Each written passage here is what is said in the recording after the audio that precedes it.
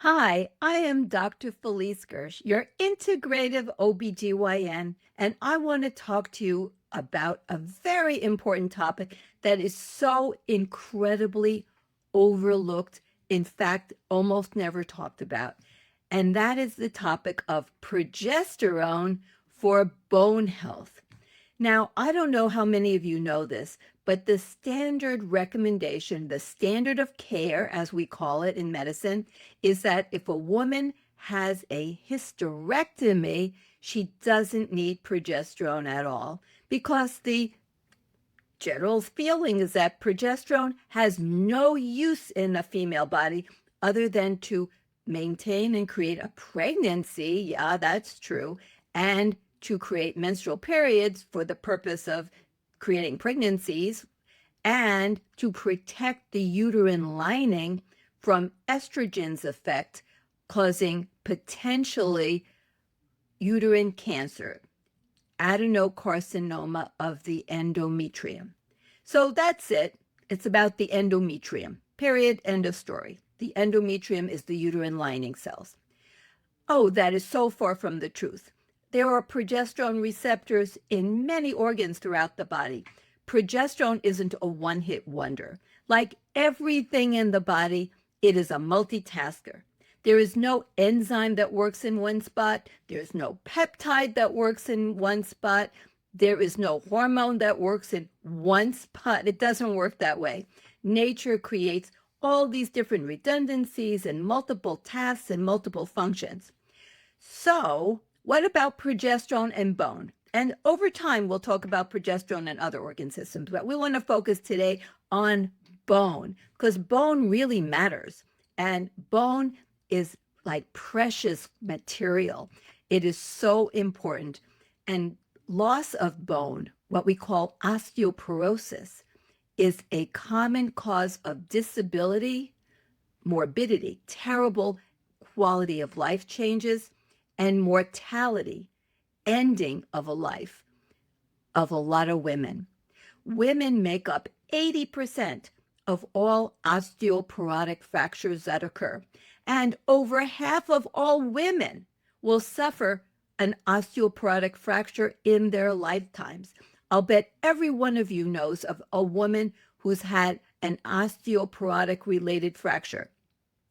Now, maybe they would have broken the bone anyway, but typically the bone breaks because of a trauma, an injury that would not have created a fracture had the bone not been weakened by loss of mineral and the collagen matrix that maintains bone support, bone stability, bone strength.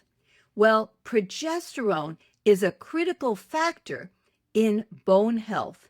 Now, notice I said progesterone, the real McCoy, the hormone made by the ovaries, not some fake mimic, but real, honest to goodness progesterone.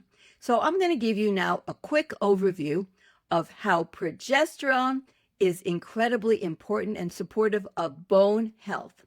Well, in bone, there are different types of cells. The cells in bone that create bone are called osteoblasts. Now, osteoblasts are critically important. If they don't work, you do not make new bone. It's that simple. Well, a lot of people know that estrogen is important for bone health. Absolutely. Well, the main thing that estrogen does is prevent bone loss, to not have bone that's healthy to be destroyed by the osteoclasts, the embedded specialized immune cells that I call the gobblers, that are there to gobble up old bone, dead bone, damaged bone. Now, estradiol is like the modulator to make sure those osteoclasts do their jobs right. They don't take away good bone, they only take away bad or dead bone. That is lost in menopause when you lose that estradiol production from the ovary. But what about progesterone? You lose progesterone as well in menopause unless you replace it with progesterone. So in bone, it's progesterone that works predominantly on the osteoblasts, the cells that create new bone. So it's a beautiful dynamic, a synergy between estradiol and progesterone. Estradiol maintains bone. It makes sure the osteoclasts don't take away bone before it's time. And progesterone works with the osteoblasts to stimulate the production of new bone. I hope that really sunk in. Progesterone is critical for osteoblasts to create new bone. Now, what else does it do? Well, inside the bone is a substance that's called the bone marrow. That's where you make blood cells. But it's also part of the bone. It's just another part of the bone. Well, in bone marrow, there are specialized cells called mesenchymal stem cells.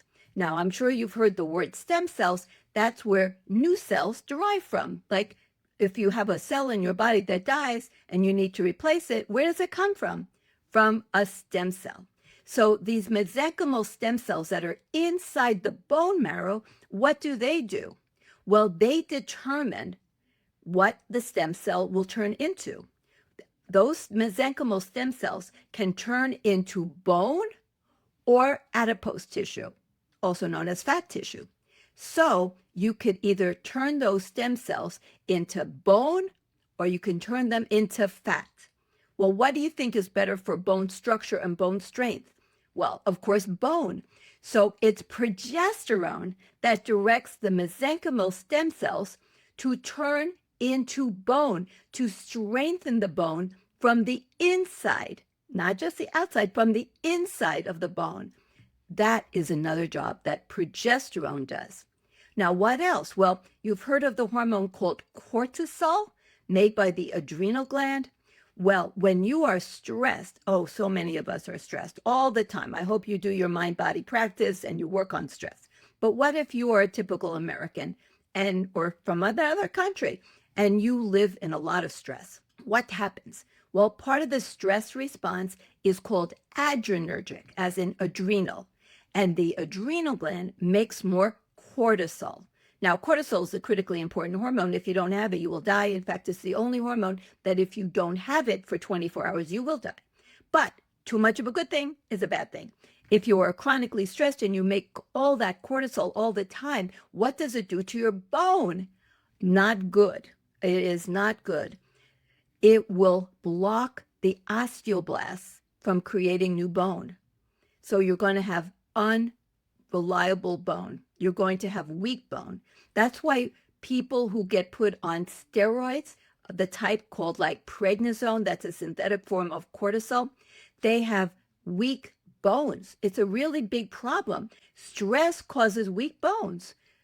Prednisone causes weak bones. Progesterone to the rescue. It turns out that progesterone can block the receptors for cortisol on the osteoblasts, so that the progesterone prevents the cortisol from blocking the action of the osteoblasts to create new bone. When you create new bone, the progesterone also encourages the bone cells to multiply. So you are creating new bone and you're increasing the number of bone cells by multiplying them. But if you have too much stress and too much cortisol, then that whole process is blocked. But progesterone, like I said, to the rescue, it blocks the action of cortisol so that the osteoblasts can keep working properly. 2 thumbs up for progesterone. Now, what about the last thing I want to tell you about progesterone? And there's ancillary ways, but these are the direct effects on the bone. So inside the bone, what keeps it strong but also kind of slightly flexible and resilient is called the collagen matrix. Now, it is progesterone that maintains and creates and makes it really optimized, that collagen matrix. The collagen matrix enables bone to be more resilient if there is a trauma to the bone, if it's hit, if you fall, if you're in an accident. It makes the bone less likely to break, less likely to fracture. It makes the bone more resilient, slightly more flexible, slightly more resilient to injury, so that the bone, instead of just like being like porcelain and really fragile and just fracturing and just breaking, it can actually withstand the trauma better, so that if you do fall, you're less likely to break. It makes the bone that much more resistant to fracture when you have trauma to that bone. That is necessary for ultimate survival, to not succumb to all the sequelae, including death, from a fracture when you're an older person. Most of those older people are women. So, in summary, progesterone enables the bone to create new bone by activating the osteoblast to make new bone and to multiply and create more bone. It works with the bone marrow so that the mesenchymal stem cells will turn into bone and not into adipose or fat cells. It works by blocking stress response cortisol so that you block the negative action of cortisol, which will block the ability of osteoblasts to make new bone cells. Progesterone prevents that action by cortisol. And lastly, it creates and maintains the collagen matrix for a more resilient bone, less likely to fracture, able to sustain trauma, so that you can live a long and healthy and happy, optimized life. So don't think progesterone is an optional one-hit wonder hormone. If you have a hysterectomy, say, I want progesterone.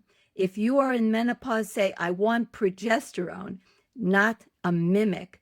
And you want progesterone at levels that will actually do the job. And that means not oral, because that gives you very tiny levels. You want to get levels that do the job, physiologic levels of progesterone in a cyclic manner to maintain, optimize, and safeguard the valuable musculoskeletal system of your body.